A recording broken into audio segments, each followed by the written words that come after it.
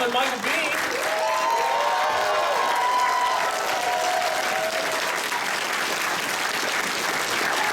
Thank you. Thank you. That's really nice of you. Well, just to get the ball rolling, welcome back to Arizona. Thank you. Because I know you spent a lot of time here as a kid and went to Yeah, college. I grew up I was born in Alabama, and then I grew up in Lincoln, Nebraska, and then I moved to Lake Havasu in high school. And I was in Lake Havasu when it was really small, about 6,000 people. And it was just absolutely an incredible place to grow up. And it's gotten a lot bigger now. It feels to me like a little mini Phoenix. So when I go back, I'm like that kind of old guy that goes, you know, when I was a kid, this place was great, you know. So I know Arizona very well. I've got a lot of family here in Phoenix, and I've got, of course, my family back in Lake Havasu, and I went to college for, it was about a semester and a half at the University of Arizona, so I have some connections around here. So keeping on the Arizona theme then, the first thing I had to ask, since I get one question, Right. I had to ask about Tombstone. What about Tombstone? Yes, one of my absolute all-time favorite movies, Tombstone. So, we were talking about villains and stuff too, that the guy next to the main guy is always more interesting. So Darth Vader's more interesting than the Emperor, and Johnny Ringo was one of the best villains but he wasn't the main guy. But he was way more interesting than Curly Bill. No offense to Curly Bill, Powers Booth, amazing guy, but Johnny Ringo was the man. Well, you know, that was a very interesting experience during that movie. First of all, Kevin Jarre, who wrote the original script, which was about 130 pages, which is a long movie, wrote a really brilliant script. So every actor in town wanted to be a piece of it, wanted to be a part of it. And I got sent the script, and my agent, who was Ed Lamato at the time, who was a very big agent, Mel Gibson and Michelle Pfeiffer, and a lot of very, very big people asked me, you know, if I'd be interested in playing any of the roles. So I read through it and immediately said I wanted to play Doc Holliday, because actors know, you know, what the good roles are. And Kurt was already cast, and they said, well, they thought they're probably going to go a different direction with that, you know, that part might not be available. And then they said, well, would you be interested in any other part? And I said, Johnny Ringo, right away. Because as an actor, you can tell, for me, as an actor, you can tell that's really, you know, what the good roles are. When roles come up in Hollywood, you know, actors look at them and they vie for them, and they say, you know, they know a good character when they see one. So Kevin was very smart and very, he did a great job with the vernacular at the time, with the Law Dogs and All Right Longer and all that kind of stuff was great. But he was very rigid about the way he wanted it shot, the way he wanted it, and everything was, you know, just perfectly done to that time. And it was a much grayer movie than what you see. The movie was, the Earps weren't the heroes so much. The cowboys kind of, you know, had owned that area, and all of a sudden the Earps came in and started, like, you know, pushing them around a little bit. And so it was a much grayer story, and in real life it was also much grayer. Actually, the Earps, you know, there were a lot of people at that time that felt the Earps went down and just massacred those three guys. Those three guys were drunk, you know, hungover, and they were trying to get on their horses to get out of town, and they had 3 6-shooters between them. And instead of having 6 bullets, you carry 5 bullets in case of a misfire. So you always have 5 bullets in yours. So they had 15 bullets between them, and the Earps went down, and all 4 of them had, you know, double 6 guns, and Doc Holliday had the shotgun. So they went down there and killed them all. And there was an inquiry at the time about whether the Earps were going to be tried for murder, and Doc Holliday were going to be tried for murder. And it was kind of like the O.J. Simpson case of that time. You know, there were a lot of people that felt one way and a lot of people that felt another way. So, but that doesn't go over so well, you know, in movies, you know. And what happened was that director who wrote it got fired, and they brought in because of the way he wanted to shoot it, and they brought in another director who was very good visually. His name was George Cosmatos, and he had directed Cobra, which was like a Stallone movie, Leviathan. It's movies that looked really, really good. So what we had is we had a great script, we had great actors, and we had then finally somebody that would make the movie look really good. And a lot of stuff got cut out of the movie. A lot of stuff got cut out of the movie. And mostly the stuff about, you know, the fact that it was a grayer story. There weren't really heroes. There weren't really good guys and bad guys. For instance, Johnny Ringo never shot a priest. That just came out because they wanted to have a bad guy, you know. And that was not originally, when I went to Tucson to shoot the movie, that was not in the script. But once Kevin got fired, Disney, you know, came in and made some changes along with Kurt, who helped keep that movie together. And Johnny Ringo really was not really known for anything other than being drunk, very smart, very bookish, knew Latin, and he called out Wyatt Earp at one point and said to a gunfight, and Wyatt Earp declined. And I don't know exactly what the circumstances were, but what happened was when we shot the movie, Kurt Russell, who's the star of the movie, you know, didn't want, you know, this guy comes out and challenges him to a gunfight. Kurt didn't want to be like, nah, it's okay, I don't want to, you know, because he's the hero of the movie, and it's very understandable, you know, that he would not want to do that. So what he did was kind of changed it, that he said, I'm not healed. And again, there's that vernacular that Kevin wrote throughout the entire movie, I mean, which is just incredible. Healed, meaning he didn't have his pistols on, he didn't have his six shooter on. So that's the way they handle that scene. But that movie, at the time, was not reviewed particularly well. It was reviewed like, you know, 50-50, you know. It did not make a lot of money.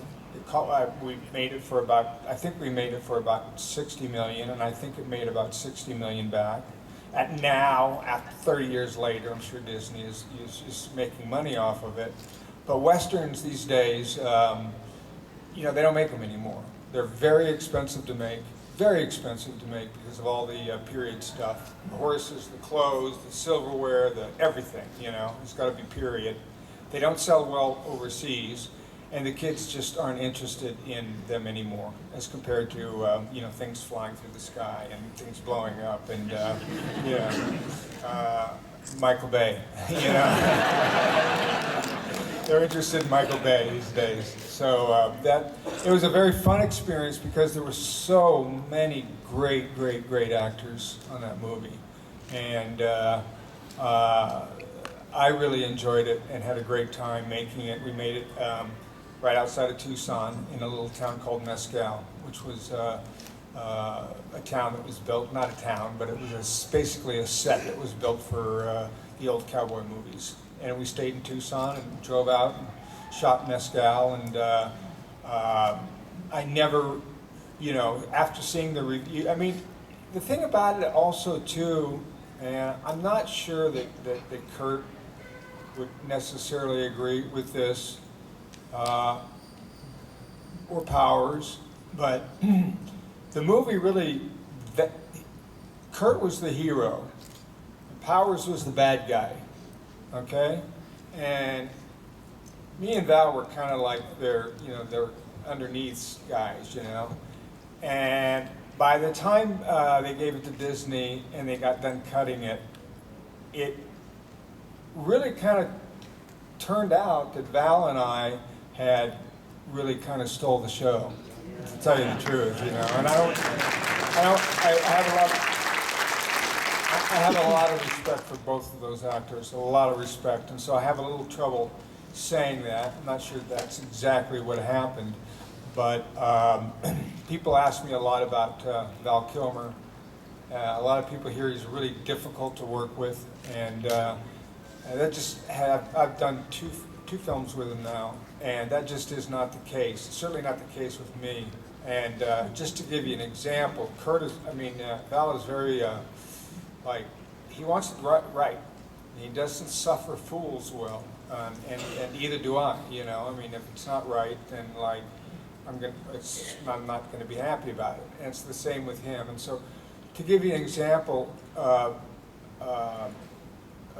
Val and I went out while they were shooting a day before we shot that final scene, the gunfight scene under the oak tree. And Val and I basically choreographed that scene, and we worked that scene out over and over and over and over again. And we really came up with the idea of, instead of a guy standing here and a guy standing here, and doing our lines, we were actually going to be right next to each other. One of the reasons was because a lot of times in the old days, back there when they would have those gunfights, they would be 20 feet apart from each other, and they couldn't hit each other. They keep shooting and missing and shooting and missing, So we decided to do it real close like that, and do that whole thing where we're turning. And we had that choreographed down to the point where I knew I was going to be shooting my gun off, even though I had a bullet that's gone through my brain. And so we really rehearsed that scene and worked very hard on it, so we had it down. And there's a moment in that scene that I feel maybe is the greatest, for me, as an actor, over the 30 or 40 years that I've been acting, is kind of what my favorite moment as an actor. And that's when he says, well, I'll be your Huckleberry. And I say, my fight's not with you. And he says, well, yeah, it is with me. And I look at him and I kind of realize what he's saying, and I get a look in my eye. And that little look in my eye before I say, all right, let's do it, to me is kind of my favorite moment on film out of my entire career. So.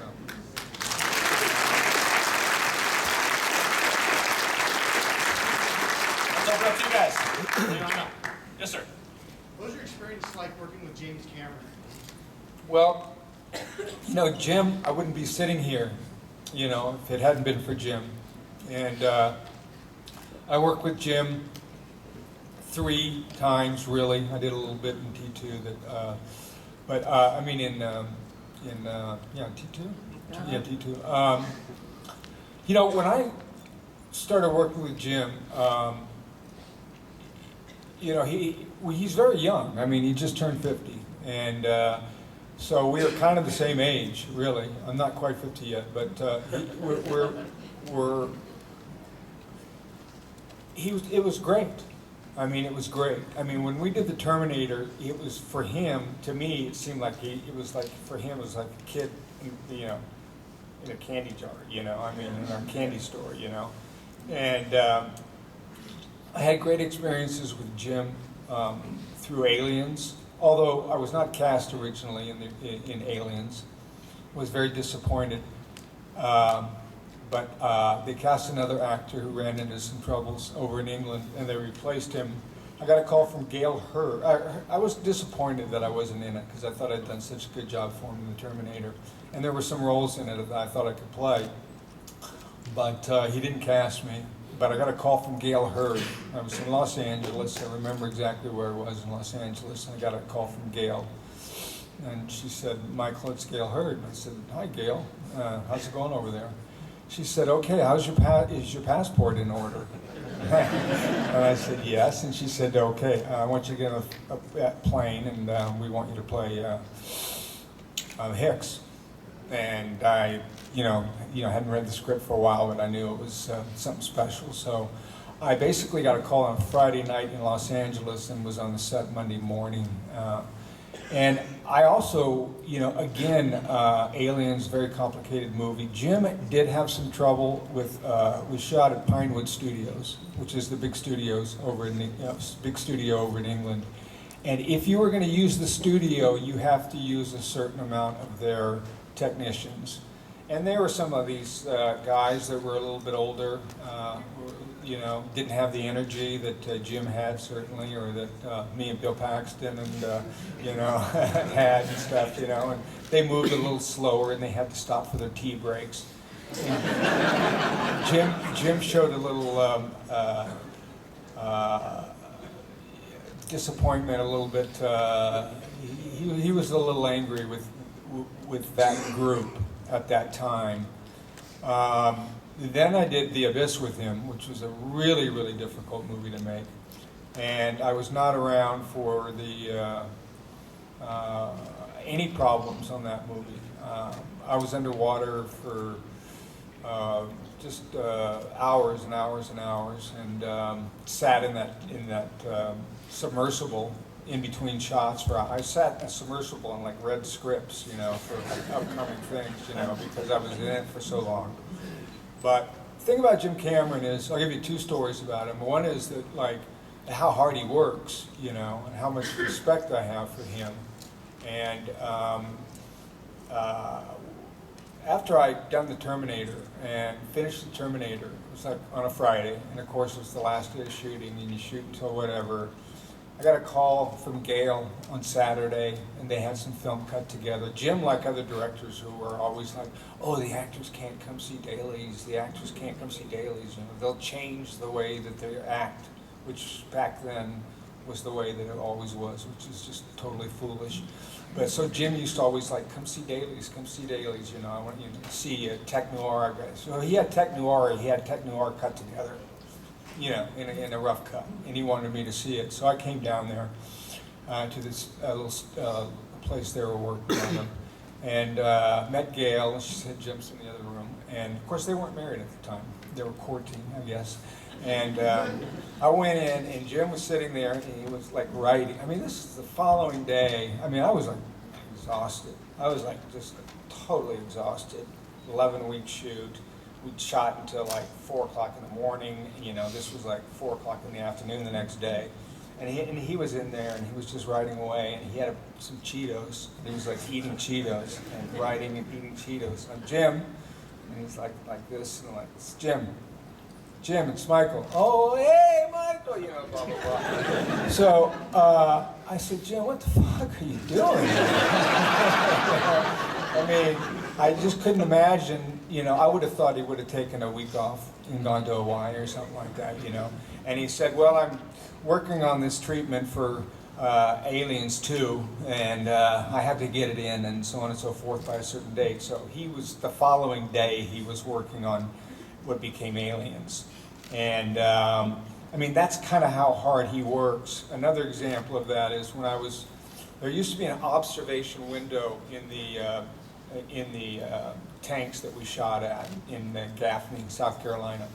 And he, unlike the actors, had to stay underwater at 30 feet he'd be down there for like 12 hours at a time. And we'd be down there for 2, 3 hours, 4 hours at a time. And, you know, as a lot of people know, anybody who's a diver knows, you can't stay underwater at certain levels without having the possibility of getting the bends by staying underwater too long at a certain level and then coming up too fast. So Jim had to, what they call, hang off the line. So there was a line, there was like a thing, and he'd have to come up like 10 feet and wait 10 minutes or 15 minutes or whatever it was. Then he'd come up another 10 feet and wait 10 or 15 minutes, and then he'd come to the top. So that's 30 minutes of his day that I guess he figured was wasted.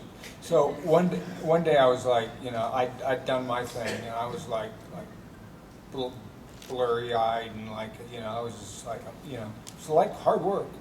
And I was walking by the observation window, and I see Jim, and he had that helmet that he would be able to speak to us with, but he didn't have the he didn't have the suit that the helmet's connected into. He just wore that thing. It really banged up his shoulders, and they got all raw, and he had a lot of trouble with that. And they had to devise these pads for him, or whatever. So anyway, I mean, this is like 14-hour day or whatever, and I'm just like wasted.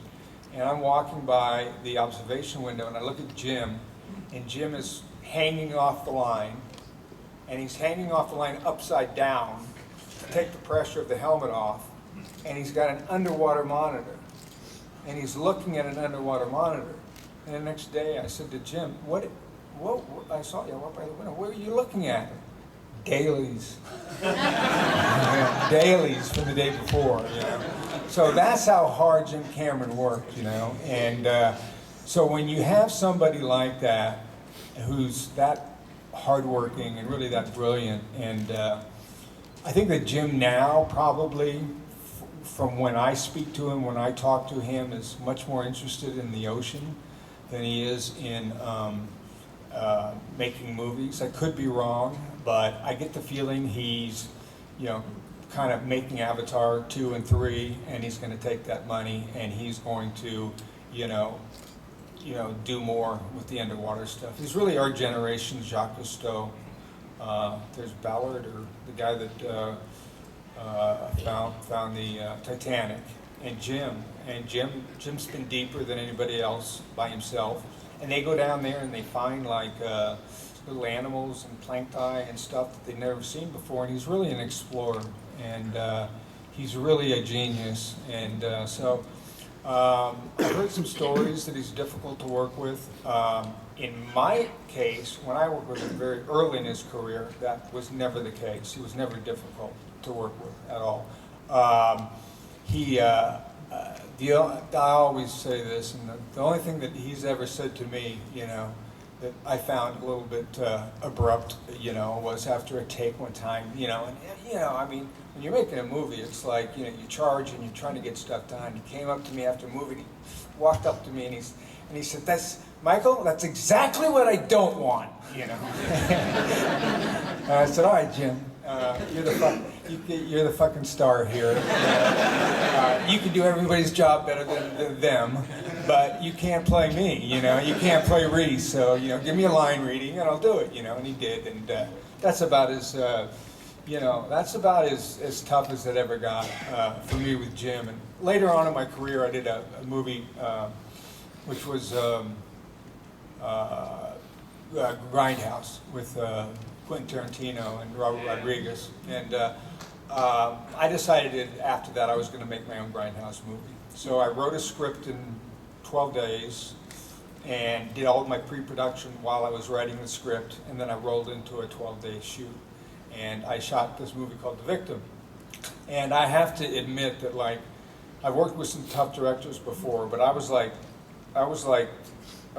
Cameron and Billy Friedkin and Michael Bay all together, wrapped up together on their worst day. You know? That was me as a director. So I can understand the pressures, and I have to say on my movie though, like, nobody quit, nobody got fired. We ended up with a nice little movie. Jim made his movie for $6.5 million 35 years ago. I made mine for $100,000. He had 12 weeks, I did mine in 12 days. So, you know, it was different, but at the same time.